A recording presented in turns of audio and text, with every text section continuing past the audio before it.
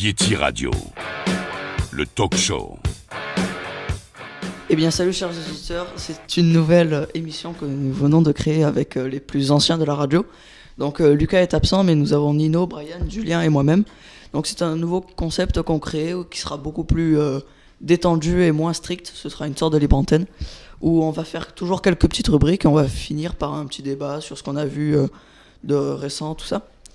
Donc moi je trouvais ça sympathique de faire ça, sachant que ça commençait un peu à nous lasser de faire tout le temps la même structure d'émission, voilà.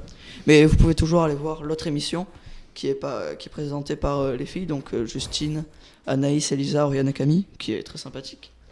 Et donc nous allons directement commencer avec Nino, qui va nous parler d'un jeu qui l'intéresse, qui s'appelle Wild West Online 2. Wild West Online.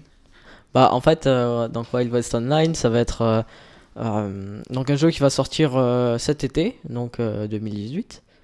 Donc basé sur le MMORPG. Ça va ressembler, donc ça va être un MMORPG qui ressemble un peu à GTA, mais online bien sûr, mais en mode western. Donc le but ce sera basé de faire sa vie un petit peu. On pourra choisir son grade, donc le grade de mexicain ou de shérif. Bon, moi pour mon cas, j'ai joué à la démo, j'ai pris le grade de trappeur. Ensuite, donc si tu veux si vous voulez ce jeu, il y aura un système du coup de dollars. Il y aura pas forcément une histoire particulière, donc il y aura quelques petites missions, comme par exemple chasser des primes ou faire des choses de ce style-là, ranger un troupeau de bétail, mais il n'y aura pas forcément d'histoire particulière.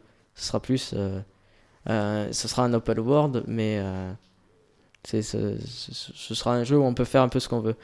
La démo est sortie, donc en décembre, j'ai pu la tester. Par contre, la démo est assez, on voit que c'est pas fini quoi. Il y a les chevaux. Ouais, elle est assez limitée. Les vêtements sont limités, les grades sont limités. Même quand on fait du cheval, il n'y a pas les bruits de pas du cheval, donc c'est assez perturbant. Et il n'y a pas toute la map. Toute la map n'est pas entière. Sachant que la map, on a vu une photo, elle est vraiment immense. Hein. Ce qu'il y a dans la démo, c'est un boom mais ridicule. Hein. Elle est vraiment très très grosse. La map d'ailleurs, parlons d'elle, ce sera un peu... il y aura une partie Amérique, une partie Mexique. Donc voilà. Donc une partie désert, une partie montagne, une partie plaine, un peu tout du Far West. La base aussi du jeu, ce sera soit d'être un gentil, soit un méchant. Donc hors la loi ou quelqu'un de normal. Pour gagner les sous dans le jeu, donc on pourra acheter un nouveau cheval, de nouveaux habits, une maison, un peu comme dans GTA Online final, même des vieilles voitures. Il faudra l'extraire soi-même, donc dans des mines ou sur des cailloux, ou sinon on peut attaquer les autres joueurs pour prendre leur matériel. Mais dans ce cas-là, on devient hors la loi dans le jeu. Et c'est pas très cool d'être hors la loi dans le jeu car il y a quand même pas mal d'inconvénients. Comme par exemple, quand on meurt, notre stuff n'existe plus, on perd tout. Voilà. Sauf les vêtements, bien sûr. Et puis, voilà, ça va être. On pense que ça va être un jeu assez ouvert hein, quand même. Il y a eu des trailers assez impressionnants qui sont sortis. Il sort quand le jeu ? Alors le jeu, ils l'ont estimé vers juillet 2018. Mais voilà, c'est une estimation. Que le jeu, après, ça va être genre de la 4K, ça va être... il va y avoir beaucoup de données, beaucoup d'armes dans le jeu, beaucoup de tenues et tout, même si aujourd'hui, dans la démo, il n'y en a pas beaucoup, ils en ont prévu quand même un sacré paquet. Quand même. D'ailleurs, les armes et les tenues, est-ce qu'elles ont un rapport avec le Far West ou c'est des tenues entre guillemets au hasard et des armes qui sont un peu partout et qui sont pas forcément de l'époque qu'ils décrivent? Alors si, alors le jeu, se passe en 1885, si je raconte pas de bêtises, quelque chose comme ça. Donc il y aura oui, les armes, il y a des Winchester de l'époque, c'est des Cattleman de l'époque, des Colt de l'époque, oui, ça va être il y a des armes de l'époque, il y a pas d'armes de 1920, admettons. Les habits, c'est pareil. Donc moi, je vous prends mon exemple, j'ai pris la tenue, enfin le pack trapper. Donc mon arme principale, du coup, c'est le fusil double barillet. Et du coup, bah, c'est les toques j'ai des toques en fourrure, des chemises à carreaux. C'est oui, les habits, tout ça se rendent en rapport avec l'époque. Et tu as dit que tu avais une arme par rapport à ton grade, mais donc tu as un certain nombre d'armes et de tenues limitées selon ton grade? Oui, alors c'est pas, oui, tout à fait, oui et non en fait, parce qu'on peut quand même acheter une tenue de notre grade. Après c'est par c'est par chemise, par chapeau que ça s'achète. C'est pas, tu peux pas acheter une tenue complète. Mais c'est quand tu commences le jeu, tu as cette tenue et une arme. Donc moi du coup j'ai commencé avec le fusil double barillet et barillet pardon, et cette tenue là. Mais je peux acheter plus tard un Colt ou un chapeau de cow-boy basique. Je peux acheter d'autres tenues, d'autres armes. Et ce jeu, il sera disponible sur quelle plateforme? Alors ils ont annoncé justement plateforme PC. Donc pour la plateforme Seulement PC? Seulement PC pour l'instant, mais c'est possible en voyant le gameplay, la tête du jeu qui sortent sur une console du genre Xbox One ou PS4. C'est possible, mais ils n'ont pas annoncé. Mais je pense que ça peut se faire. Voilà. D'accord, ben merci beaucoup Nino pour ta rubrique. Donc je vais continuer avec une application que j'ai vue récemment sur mobile qui s'appelle Give, G-E-E-V, qui est une application où si vous avez par exemple des affaires que vous ne servez pas, que vous voulez jeter ou quoi que ce soit, que vous pouvez tout simplement donner à une personne. Donc vous mettez en ligne votre objet et une personne vous contactera si elle est intéressée et elle réservera cet objet. Et donc vous vous donnez rendez-vous, tout ça, pour qu'elle vienne la chercher. Et donc moi je trouve ça très intéressant cette application. Parce que ça fait qu'au lieu de jeter des objets que l'on ne se sert pas, tu vois, on peut toujours rendre service aux gens. Donc c'est sympathique. Et donc pour réserver un objet ou peu importe ce que c'est, on a ce qu'ils appellent des bananes, parce que le logo de l'application est un singe, et on récupère notre banane toutes les 21h. C'est limité à une seule pour pas qu'il y ait plein de gens qui prennent tout d'un coup et que ça gêne les autres. Et si il me semble que oui, si on donne quelque chose à quelqu'un, que notre commande, enfin que notre objet est réservé, nous gagnons une banane supplémentaire qui permet donc d'aller chercher un autre objet. C'est toujours bien, je trouve ça intéressant, au lieu de mettre de l'argent dans quelque chose, autant regarder s'il n'y a pas quelqu'un qui donne cet objet parce que ça lui sert pas ou quoi que ce soit, et rendre service aux gens, voilà, comme j'ai dit. Ça veut dire que plus tu donnes et plus tu peux recevoir. Exactement. Et ce qui est intéressant aussi, c'est que tu peux choisir par exemple, tu peux dire que tu veux trouver un objet à, je sais pas, un rayon de 15 km autour de chez toi ou quoi que ce soit. Donc ça évite de faire non plus des longs trajets pour pas que ce soit trop embêtant. Et ce qui est bien, c'est qu'on peut vraiment trouver de tout, que ce soit, je sais pas, des assiettes, des vieilles consoles, enfin vraiment de tout et de n'importe quoi. La dernière fois, j'ai vu par exemple un lit, mais sans matelas, donc c'est juste les trucs en fer, enfin les barres en fer. La carcasse, oui. Ouais, voilà, on peut vraiment trouver de tout. Et voilà, donc si vous êtes intéressé, donc ça s'appelle Give, G-E-E-V, voilà. Et tu t'en es servi toi encore ou pas encore? J'ai regardé vite fait ce qu'il y avait dessus. Donc bon, il y avait rien qui m'intéressait spécialement. Mais sinon, ouais, il y a des gens qui vendaient. Enfin, j'ai vu, il me semble, oui, j'avais vu des jeux sur super, comment ça s'appelle? Super Nintendo? Ouais, voilà, sur Super Nintendo. Donc, c'est des collections en plus. Ouais, il me semble que c'est un peu de collection. Mais bon, vu que j'avais pas mis le rayon, c'était à Paris, c'était un peu loin, quoi. Donc j'ai pas essayé de contacter la personne. Voilà. Oui, c'est forcément des objets qu'il faut aller chercher sur place, qui sont remis en main propre. Ouais. Ou tu peux, du style, faire des frais de port et... Non, c'est forcément Ouais. en main propre. Il y a vraiment pas d'argent en jeu, en fait. Voilà, exactement. C'est vraiment du don pur. Et est-ce que c'est que des objets ou il peut y avoir des services aussi? Bah, il me semble que c'est que des objets, mais je pense que si tu mets une photo en disant. Enfin, tu vois, un certain service, je pense que tu peux. Parce qu'il y a d'autres sites comme ça qui permettent, tu vois, du style, tu dis, je donne 1 heure de cours de cuisine et en échange, je veux bien avoir un plombier qui vient réparer mon évier. Ou une banane. Voilà. Ouais, voilà. Donc, voilà. Donc, je vais rebondir sur ma propre rubrique, ce qui est assez bizarre. Mais, Rebondis. donc, je voulais lancer le premier débat. Donc, c'est sur quelque chose qu'on parle actuellement un peu avec les robots, tout ça. C'est sur les nouvelles technologies et qu'est-ce que chacun en pense. Et les nouvelles technologies et celles qui vont arriver bientôt. Donc, je vais donner mon avis en premier, si ça dérange personne. Mon avis, c'est que maintenant, je trouve que les nouvelles technologies, ça prend beaucoup de place dans la vie des gens. Et que ça remplace, c'est mon avis, comme je dis, ça remplace énormément l'humain, ce qui est parfois gênant, je pense, un peu. Enfin, c'est comme ça que je le vois. C'est comme ça que je le vois.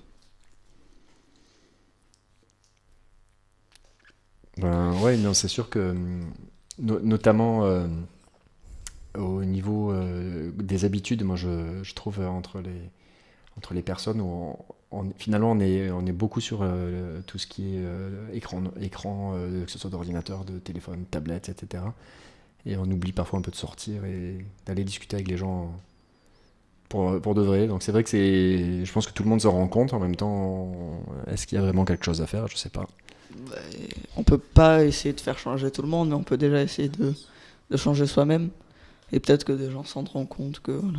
Je veux dire aussi, j'ai entendu parler comme quoi il y a au Japon, et ça commence à se répandre un petit peu en Corée, des robots qui servent à la place des gens, ou même aux États-Unis certaines caisses automatiques dans les supermarchés. Je pense que c'est assez chaud pour le boss, quoi, pour le travail. Je pense que c'est assez complet. Je pense que ça risque de faire d'assez gros problèmes pour le travail. Niveau des métiers du genre comptable ou même secrétaire, tout ça, je pense c'est possible qu'il existe aussi des robots qui vont remplacer ces gens-là. Je pense que ça risque je pense qu'il y aura peut-être de très gros problèmes à cause de ces robots qui font les choses à notre place. Il y a donc voilà, j'avais envie de dire ça. Donc excuse-moi, du coup, ce que tu es en train de dire, c'est que les nouvelles technologies, les robots, l'intelligence artificielle, tout ça, c'est un risque pour notre société, pour les emplois en particulier, par exemple? Ouais, moi je pense que ça risque d'être assez problématique au bout d'un moment pour ces emplois-là. Et je voulais dire aussi, il y a des robots qui sont assez perfectionnés, du genre... j'ai entendu dire d'un petit robot d'environ 50 cm qui, même si tu étais à l'autre bout de la planète, il t'avertissait si jamais quelqu'un rentrait par infraction dans ta maison ou avec ses yeux, en fait, une espèce d'œil, il filme et il peut t'envoyer une vidéo de la maison, même si t'es en Nouvelle-Calédonie maintenant, tout de suite. Tu vois. Et il se déplace du coup parce que finalement c'est un peu ce que fait une caméra de surveillance. Mais... Ouais, c'est un peu ça, mais il se déplace en fait. Ouais. Genre, il fait sa vie dans sa maison, ta maison. Il n'attaque pas le cambrioleur? Non. Ah, Il l'attaque pas, non. Une prise de karaté, clac. Moi, je pense que les nouvelles technologies, ça peut être intéressant pour certains métiers, pour aider, entre guillemets, par exemple, comme tu as dit, secrétaire, tout ça. Ça peut les aider pour aller un peu plus vite. Mais par exemple, comme tu as dit, les robots serveurs, en fait, juste... Enfin, pour moi, ça enlève des emplois et tout. Enfin, je trouve que c'est pas vraiment une ultra bonne idée. À part, bon, je pense que pour les patrons, pour eux, c'est un meilleur truc parce qu'ils payent pas de salaire, tout ça. Mais je pense honnêtement que y a beaucoup trop de choses qui ont été enlevées par rapport, à cause des technologies. Par exemple, je sais pas, j'ai pas d'idée en tête, mais comme t'as dit, les serveurs. Oui. Je sais pas comment l'expliquer, ça c'est bizarre. Mais je trouve ça vraiment dommage qu'ils Et du coup, moi je m'imagine que si tu te retrouves dans... On a déjà vu ça dans des films de science-fiction, mais bon, on n'est peut-être pas loin, mais t'as un gars qui va au bar, et au bar, finalement, c'est un robot sur roulette qui lui sert son cocktail ou je sais pas trop quoi. Euh, on n'en est pas encore là, mais par exemple, on a les centrales téléphoniques, la plupart du temps maintenant, c'est des sortes de robots hein, qui nous répondent, enfin, des intelligences artificielles. Ouais. Euh, on perd le contact avec l'humain, en fait, et du coup... on se met à parler avec des machines. Tiens, apparemment, là, il y a une expérience qui se fait actuellement dans des maisons de retraite où c'est des petits robots en fait, qui viennent pour socialiser avec des personnes âgées pour qu'elles ne restent pas seules. Donc, bon, il y a beaucoup de gens qui ont trouvé ça moderne, etc. Mais en même temps, c'est un peu choquant parce qu'au lieu que la société envoie des êtres humains pour faire du lien avec des personnes âgées, en fait, on envoie un robot et le robot, c'est pas un être humain, quoi. J'ai entendu dire aussi que justement ces robots accompagnateurs aux personnes âgées, s'il te voyait, il reconnaîtrait à chaque fois ton visage, enfin si tu le changes pas bien sûr, mais ton nom, il reconnaîtrait ton nom, ton Ouais. visage. J'ai même entendu dire aussi qu'apparemment, je sais pas, t'es avec ce robot. Et il peut te répondre vraiment, hein, que tu parles, apparemment, tu parles avec lui de la Coupe du Monde du foot, voilà, n'importe quoi. Il va avoir des avis là-dessus, apparemment. Et plus tard, quelques semaines ou quelques mois après, il va s'en rappeler. Alors tu lui dis, tu te rappelles de notre discussion sur la Coupe du Monde du foot, et tout. Il va s'en rappeler. Ça va être stocké dans sa mémoire et du coup il pourra reparler de ça encore une fois en prenant en compte des avis que tu as dit la dernière fois, quoi. Justement, c'est pas, enfin, je dirais pas que c'est choquant, mais c'est un peu bizarre qu'il y ait des personnes qui n'aillent pas voir, je sais pas, leurs grands-parents ou quelque chose comme ça, et qu'au final ce soit des robots que les personnes âgées n'aient tellement personne à qui parler qu'ils soient obligés d'avoir des robots pour communiquer, mais c'est même pas se socialiser en fait, c'est plus se renfermer sur soi-même. Enfin, maintenant justement, c'est un peu ça le problème, c'est que tout le monde se renferme dans sa bulle et tout le monde reste dans son côté, avec, comme tu as dit, des robots ou quoi que ce soit. Et il n'y a plus cette idée de partage entre les gens qui avait avant, quoi. Et c'est ça que je trouve un peu dommage. Ouais, et c'est assez dangereux pour la société. Ouais. Brian? En parlant des robots secrétaires, genre un truc comme ça, il y a une coupure ou un bug, le robot il fait n'importe quoi après. Ouais, Au c'est ça final. en plus. Ouais. Aussi, ouais. Il Admettons, y a une panne, ouais, c'est un peu chaud, quoi. admettons, tu fais tes courses, tranquillou, voilà. T'as un bug, t'achètes 2,50€, t'achètes une bouteille de soda, le robot il bug, tu payes 100€. Là, tu les as sur les boules, quoi. Bah, pour vous donner un exemple, moi ça m'est arrivé il y a quelques années, je voulais acheter une pile. Oui. Je l'ai acheté sur Amazon parce que c'était une pile pour carte mère, d'ordinateur, etc. Donc Amazon, en fait, il y a des robots derrière. Quand tu passes une commande, c'est pas forcément un être humain qui va mettre ta commande dans le carton et te l'envoyer. Il y a des trucs, c'est automatisé. Et en fait, il y avait une erreur de programmation et le robot, il m'a pas envoyé une pile. Alors la pile, pour info, coûtait style de 2€, quoi. Et le robot, en fait, il m'a envoyé une lampe torche. La lampe torche, bon, je me suis dit, je vais la renvoyer, c'est pas ce que je commandais, je vais voir le prix. Et la lampe torche, il y en avait pour 60€. Donc je me suis dit, ah bah ouais, finalement, je vais la garder. Et puis je recommande une deuxième pile parce que j'ai pas eu ma pile. Il me renvoie une lampe torche. Deuxième lampe torche à 60€. Alors donc, je vois dans la famille et tout, je fais, vous voulez pas une lampe torche? Parce que finalement, vous commandez une pile à 2€ pour recevoir une lampe torche.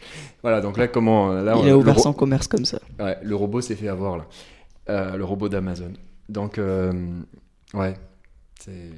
Et puis moi, j'arrive pas à m'imaginer toujours, c'est un peu cataclysmique. Je m'imagine la société du style, il y a eu une catastrophe importante, il n'y a plus d'électricité, du Ouais, style au final, tout The est Walking perdu, Dead ou un truc comme ça.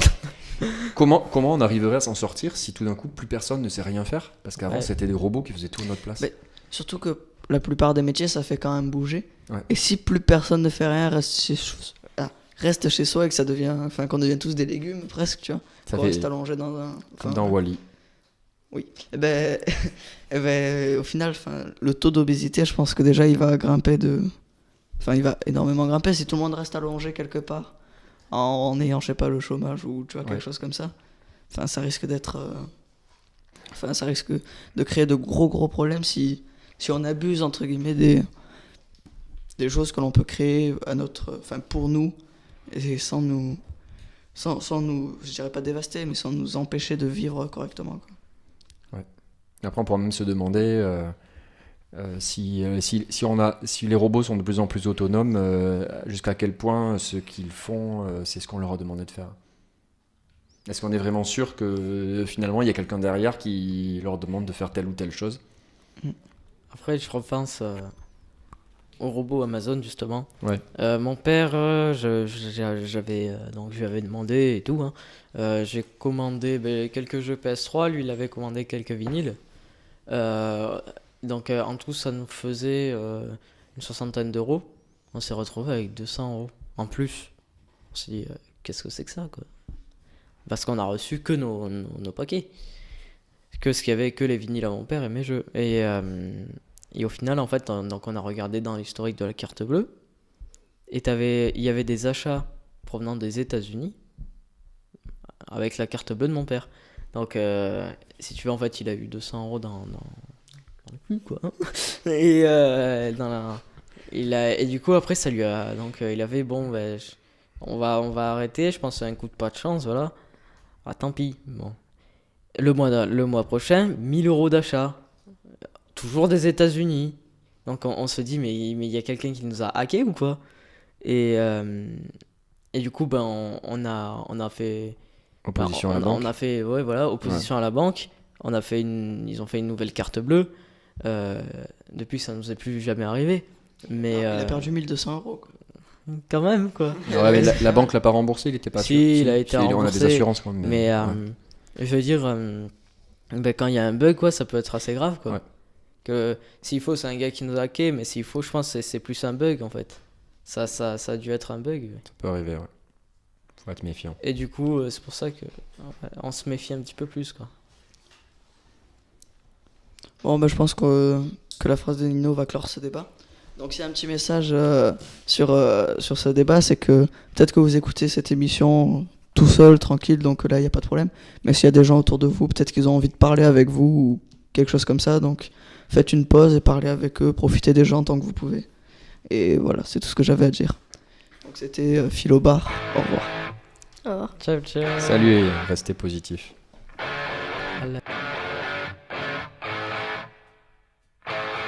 Yeti Radio, le talk show.